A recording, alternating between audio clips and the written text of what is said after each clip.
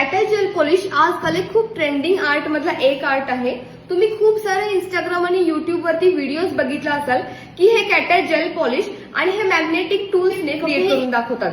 पण कुठल्याही आर्टिस्टने तुम्हाला दाखवलं नसेल किंवा सांगितलं नसेल की असं कोणती गोष्ट आहे मॅग्नेटिक इफेक्ट्सने क्रिएट होतात आणि फक्त ह्याच टूल्सने का आपण क्रिएट करतो। की कॅटाय बद्दल एक गोष्ट रिव्हील करेन की कॅटाय मध्ये अशी कोणती गोष्ट आहे ज्यामुळे हे इफेक्ट क्रिएट होतात।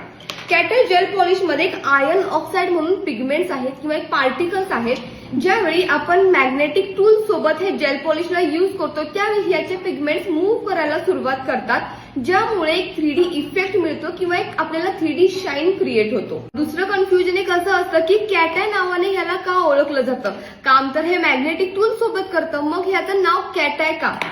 बघा, रिअल कॅटायसचे जर तुम्ही आईज बघितला तर एक रिफ्लेक्शन जो असतो तोच रिफ्लेक्शन ह्या कॅटाय आणि ह्या मॅग्नेटिक